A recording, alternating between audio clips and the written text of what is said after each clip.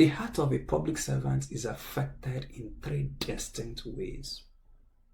One is disconnected reality. Two is immersive reality. And three is damaged heart.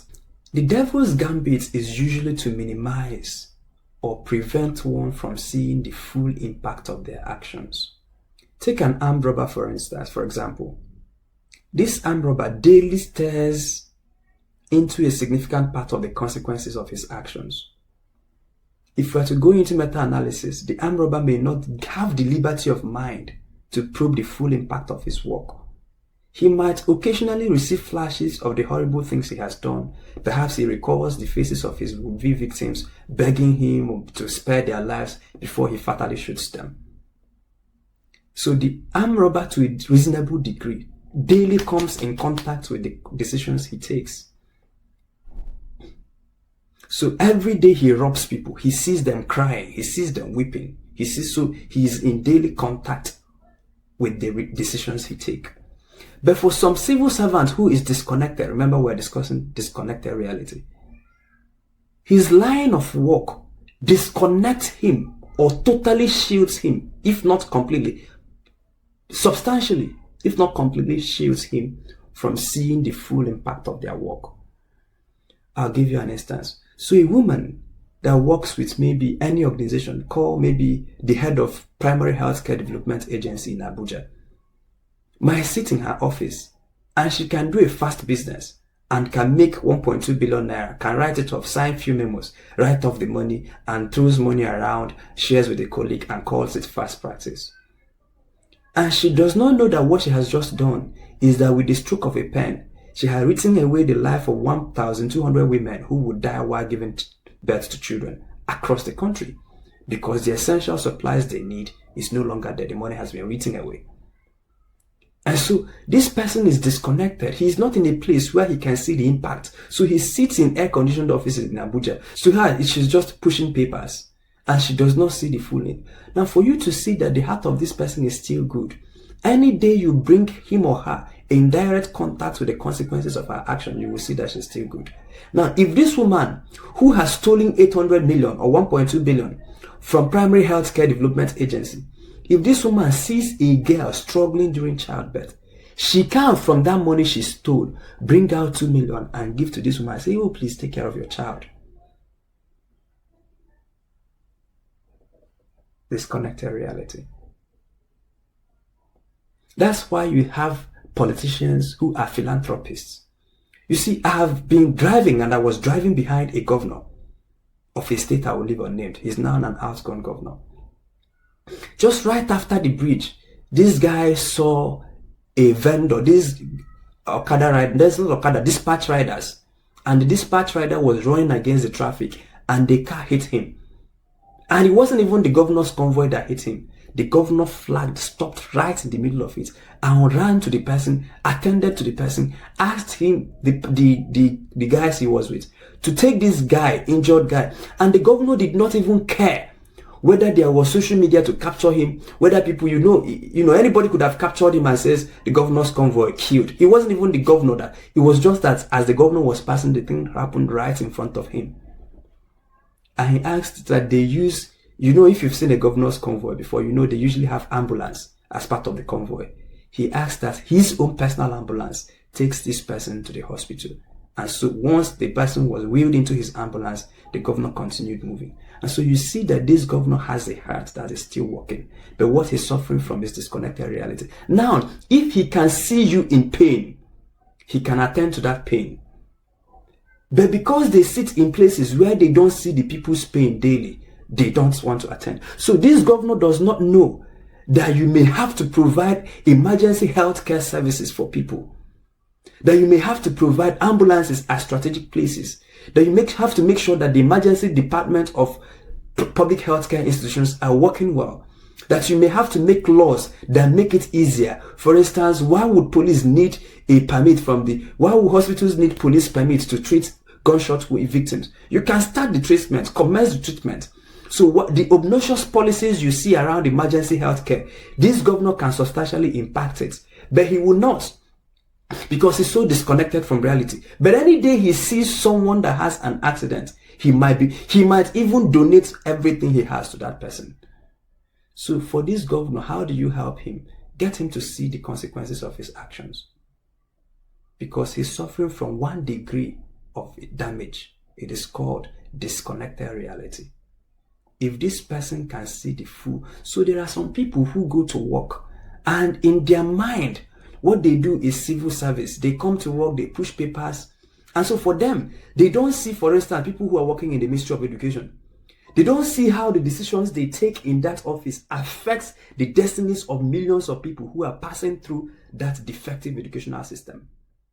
If they can get to see it, they will write better laws. And so when they are selecting textbooks for school children, they are selecting textbooks based on I know the author of this textbook. At least if he sells 1 million copies, he will give me some things.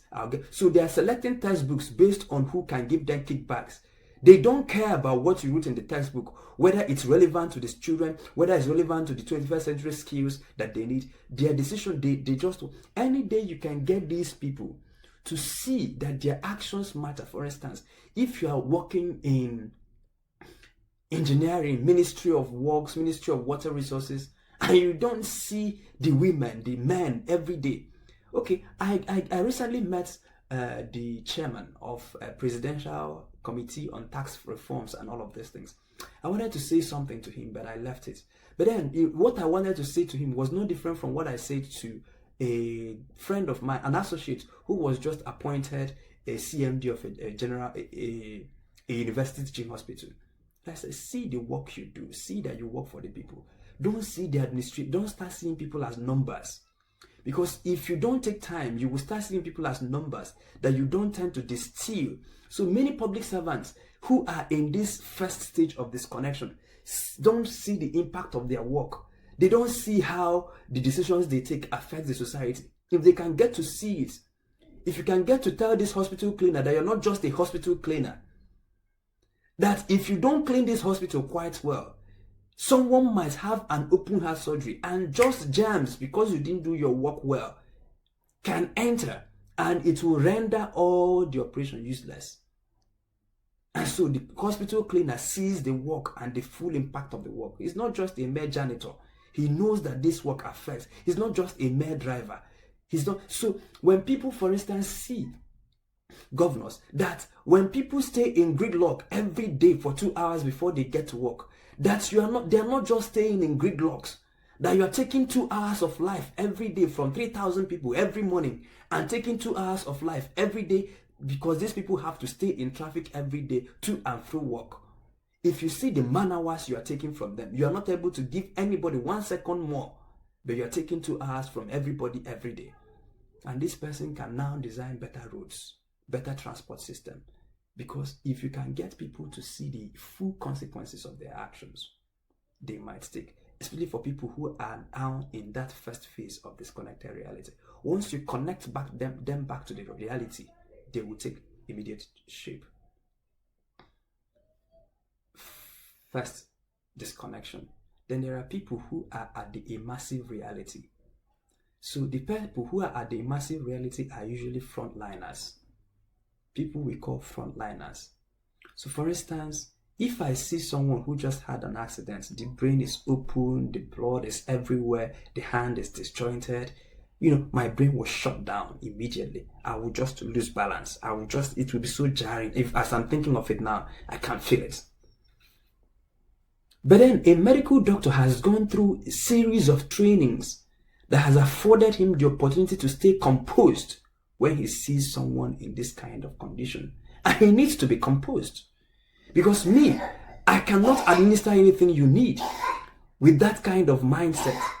The medical doctor needs to logically, not only knowing what procedure to apply, but knowing in what dose, in what manner, this suture him, give him 10 mg of this, give him this. He should know, the medical doctors, the nurses. And so, if I see people in so much pain, I am so jarred. If you, without training, see people in pool of blood, pain, you can't function. Your brain will shut down. But because of series of training, this person has been trained to function rationally, even when he sees people sitting in pain. But if you don't take time, you will cross a line that now pain becomes so painless that people can now be crying, "Doctor, my wife is dying. Doctor, my wife is dying." And he's eating. He has seen so much dead people in his life that it does not matter again. He has seen so much pain. He's no longer, it's just, what? He doesn't understand it. And so you are crying. He does not understand your tears. You see the same thing with policemen, for instance. They have been trained. The policeman has to be accurate, or the soldier, that you have to take a split-second decision to take a life. In one front, if you don't react in 3 seconds or less, you are gone. And so for the policeman, for the civil defense, for the military, they have been so trained to take split-second decision, whether to keep a life or whether to take it. And these trainings and the years of being in the field, if they don't take time, they can't find the difference between a human being, an ant, and a chicken. Even some of us now, when we want to kill a chicken for Christmas, thank God Christmas is around the corner, we still feel that, I'm trying to take a life. But because we have killed so much mosquitoes in our lives, do we feel remorse when we kill mosquitoes? No.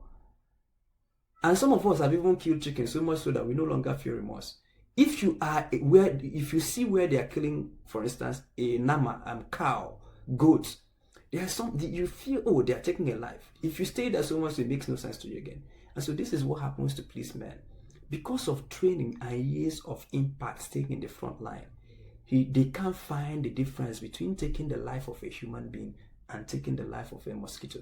So for them, they are so immersed in taking life that life is now meaningless to them. And so you see policemen who have killed because of 15 naira. You see policemen who, they don't understand. So when you're shouting end police brutality, and you're talking to people who are so immersed in killing that killing is, they don't understand it. That's why policemen can kill you because of 15 naira, kill you because of disagreement. In one of the stories we heard in Anambra NSAS panel, there is this boy was arrested on flimsy thing, I don't know, all of those things. And they took him to Okuzu SARS. And I think they said he was either not the only child, the only male child of that woman. And because of bad friends, whatever, they arrested this guy. And every day the mother would try to come to SARS, bring food. Unknown to the woman, policemen have killed the child. SARS has killed the child. And they keep collecting the food. This woman will bring food. And the same policemen who killed the child of this woman will collect the food and eat, telling the woman, "Don't worry, we'll give it to your son." And they know that they have killed the child. And the woman was selling everything she has, trying to bring money to bribe them to bring out a dead child, which unknown to her at then was dead, had been killed in the night. The body dumped somewhere in a shallow grave, or whatever they do with the corpses. Until one day, one of the police officers says, "Madam, stop coming here. Your child is no more." But if you don't take time, not only will you kill someone's child for flimsy reasons, but then you can still be collecting food and be eating on the account of the dead child. This is what the devil can do to the heart of a public servant. Because he's so anytime you see frontliners, emergency care workers, police resources, military resources, firefighters, people who are usually in the front line.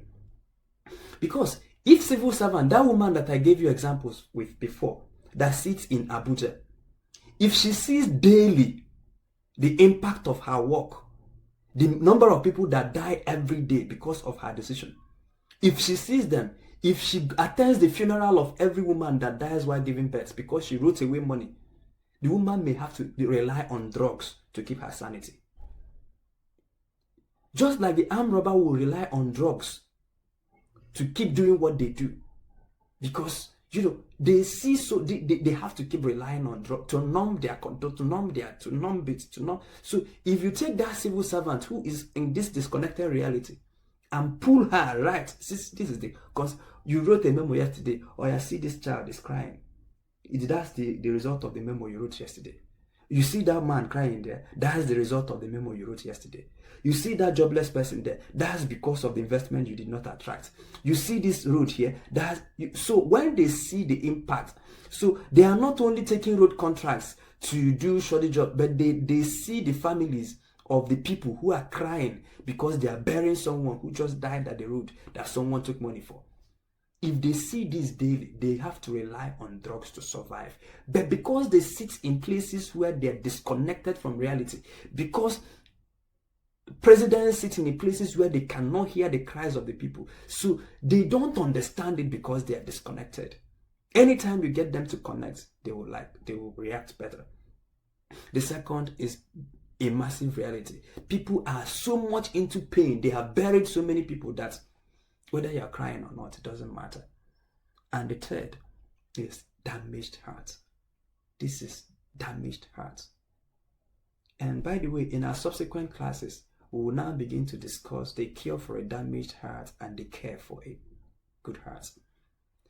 Damaged heart is the worst of it all, because they have been damaged and then they now cause damage.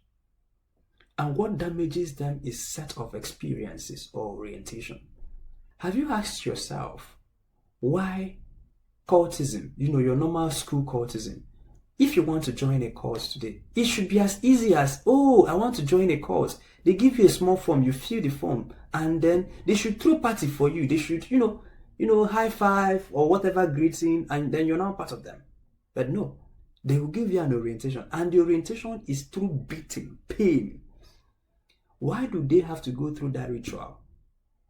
Because you that just said you want to join cult cannot do what they do there. So they first need to damage you before you can do damage. So that beating you, some people even die in the course of the orientation. They mercilessly subject you through inhuman, degrading situation. Why are you subjected towards this? So that they will leave a scar in your heart. And that through that bitterness, through that pain, through that trauma. And once you go through that, and it will take you months to heal, or not to heal, but for the thing to cross. And once you have that deformed heart, you are now an occultist. And so you can now kill because your heart has been deformed. If your heart has not been deformed, there are certain things they will be discussing. You say, bros, this is not good though. But if you go through the proper orientation, and the orientation comes in stages, if you go through the whole length of it, by the time you finish these stages, killing will know. That's why when cultists are warring, they keep killing each other. For you that have not gone through orientation, you're wondering, why are these boys killing each other? Wasting, like in Oka, there was a time they went there to a place where they have killed the person already. And then the day they are burying the person, they still came there and killed family members. They keep counter killing all of it. Will not make sense to you. Because your heart is still good. But these guys go through things that damage their hearts before they can now become cultists. And so your politicians are damaged. The process of elections in many countries is a damaging problem, most especially in Nigeria. That you will see a person who says, I want to be in politics to help. And he goes through elections where even reverend fathers, reverend sisters, pastors, everybody you greet good morning wants to extort you, wants to take money from you. You see high-level betrayals, high-level backstabbing. People, the things they go through before they acquire political office is a damaging experience. That by the time they get to the public office, this person's heart is so damaged. I'll give you another instance. I'll still use cultism. Now let's move cultism to a higher, that's occultism now, the people who do sacrifices and all of those things. By the time they tell you, bring chicken, we want to do a sacrifice, bring this, bring that. Look, if they wanted chicken, they could have killed any random chicken.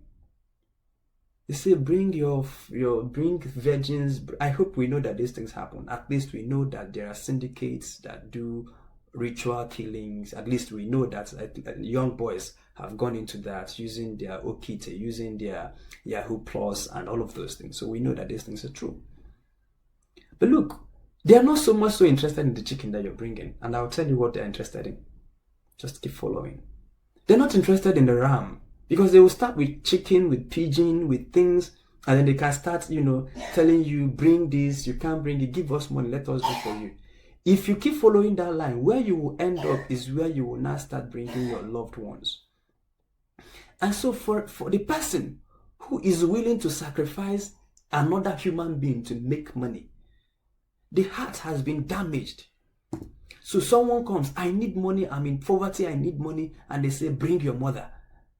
And the person gets so much so to the point of killing his or her mother to make money. What do you think happens to the heart of that person? And so it's not your mother that they need. What they want is your heart, to damage it, to leave a scar. Because they could have still killed your mother either ways. If they wanted a woman, they would have gone anywhere to randomly kill people. People randomly die in accidents. If they wanted cows, they can just kill random. They are looking for the heart. And that's why they subject them through rituals that will damage their heart. Bring your loved one. They subject you through pain. And by the time you go through this pain, your heart is damaged. And when this heart is damaged, for instance, the politician that has been betrayed, battered, sold his properties, he has worked for 40 years of his life, accumulated wealth, and has sold everything he has just to get into political office. By the time he finishes the process, from the time he says, I want to serve the people, to the time he now gets the opportunity to serve the people, his heart is permanently damaged. That he's now looking at, how can I recoup my investment? So even if he sees the full impact of his work, he can't be changed. Even when he sees women dying while giving birth, no, the heart is already... Because someone that killed his mother to get into political office, what else are you telling him? Is he your cry? Meanwhile, as you are sitting there, he is in pain. Because occultism will always leave them in permanent pain. The kind of sacrifices, the kind of rituals they go through leaves them in permanent pain. Is a mind-bending process. The elections are mind-bending for many countries. You can't go there and come out the same. Even people who lost are even more wicked. They might still be smiling, putting on perfumed clothes, hugging market women, but look, they know that they're hurt. That's why you see the men have dealt with politicians at very elite level. A lot of them don't send the masses. So when you see them buying keke, they are not doing it because they love you. It's not out of love. They are just doing it as something that has to be done for them to acquire or retain political power. And so someone who goes through a process that damages his heart for him to acquire power, what do you then think he wants to do with the power?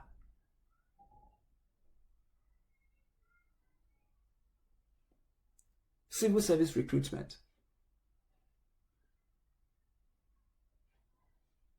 Civil service recruitment. Someone who they tell, bring this, bring that, come and sleep around, do this for you to get promotion. So someone who had to humiliate him or herself to get a job. And after sleeping around to get and sustain a job, you then tell him or her, this job, you will use it to serve the people. What? So the process of getting to a position in public service is as important as the position. Because the process can either damage your heart or give you a permanent scar that it will take the grace of God for you to recover. I hope you guys are now seeing what is wrong with your public servants. Disconnected reality, immersive reality, and damaged heart. Some people have seen things, and let's talk quickly about experiences. Experiences can totally deform a man. Some people have become lawmakers. Lawmakers, state lawmakers, and they tell you, boy, no, they do good man here. Oh, they gave you 30 million for constituency project, and you used all of them. Did you see Chike? He's now in the village. They will show you former politicians who cannot afford to change the tires of their cars. And then you will now start grabbing. And so let's talk about orientation. Lastly, on this class.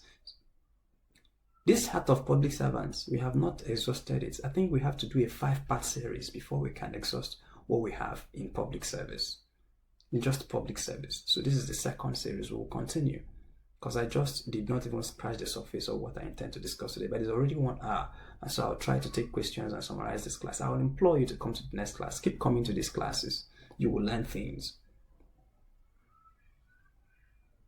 Orientation is important in everything you do. And that's why anytime you enter into any office, there is an unwritten rule, is an unwritten code. In any civil service establishment, any government, people start telling you this is how. Okay, for instance, I call orientation as a software. Any system that you're using, it has a software on which the superstructure is built.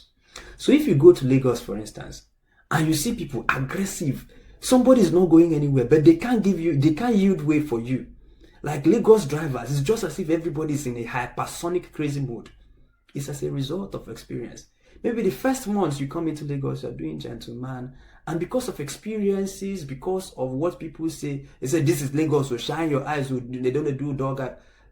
If those are informal orientations, because without that orientation, you can't function in the madness. So your heart has to be oriented, properly attuned to madness. And now you that came to Lagos, you didn't know, you were just a normal person. Today you are now driving in Lagos, you can't give way because you want to take your rights. You want to, everybody is fighting for their rights. So there's an orientation, there's a software that informs that outward manifestation. So when you see in public service, when people come in, you know there is this set of informal orientation. This is how the office culture is. This is what to do. This is expected reward. This is how. Don't be doing all this your holy wage. Don't be doing all this your holy. Don't be doing. Those are the soft orientation. So why is the devil who orients? Who is the person that conducts orientation for Nigeria's public servants? If you see the outcome of their service, you now know who the course master is. Jesus says, for your father, the devil, is a murderer from day one, and you are doing what just exactly like him in John chapter 3, or is it John chapter 5? So when you see the outcome of a public service, you will see the orientation. So for instance, there is this orientation that tells a public servant that acquiring money that you don't need is better than having school children go to school. It's an orientation. They don't know where it came from, but they are running. It's a software. It runs in your public service. It runs in your civil service. It runs in the political marketplace. It runs in the judiciary. Look, okay, you're a judge, you're retiring in 5 years. Collect money and give judgments. Who sent? All this your thing you are doing. And that's how your judges dispense judgment. They carry it on the tree. They are hawking judgments now. And so when you see the outcome of any system, you don't have to even see, you see the software they are running. So it's a very corrupted software. And what we're doing at the Booker School of Government is to try to write a new code, to try to write a new law, to try to give people a new orientation, so that when all the people here are public servants by the first definition of public servants, and some now will now go into that specialized or administrative view of public service, so that when you get there, you now see that the power you execute as a public servant is not your power, it's a delegated power from God. Because God instituted public service for his administrative purposes. He wants to reach out to school children. That's why he created the Ministry of Education. He wants to reach out to people. People must move around. That's why they have Ministry of Transport. That's why they have Ministry of the Economy. That's why they have Ministry of Agriculture. So if you're in any ministry, appointed, elected, whatever, it is God's function that you're executing. A lawmaker is executing God's function, and then you can refer back to either our first or second class to find full fleshed out of this. And so if you're exercising God's function, then your orientation should come also from him. If it does not, the devil can trap you. If he misses you by disconnecting you from the impact of your actions, he will put you right in front of your actions that you may not. Every day you are seeing people dying as a result of what you're doing, but he can't affect you. Other times he will walk you through experiences, numbing experiences. When we say that someone has become wicked, something happened to a wicked man. And so before you kill it, something must die in a man before he takes another life. So when you see politicians, civil servants wreaking heart damage, something must really die in that heart. Something must So you need to be damaged to do damage. Like, let me use relationships for instance. When you see someone whose heart has been broken, watch out the person. He or she, if you don't take your time, you now become a tool for breaking people's hearts. If you see people who have deformed parentage, watch them. If they don't take their time, they will deform their children. What that thing you complain that your parents did to you, without you knowing, you will still do it to your children, because it damaged man. You need to damage the man before he can do damage. So before the devil can damage any society, he will first damage the heart of the public servants. And why is the devil interested in the public servants? I will end with this so that we can take questions. If a society is functioning well and there is a deviant into society, there is so much societal resilience that the deviants can be taken care of. If a society is functioning well by godly design, and someone decides to steal, to kill, to do any of those things, the system is so much designed that it can take care of that defiance.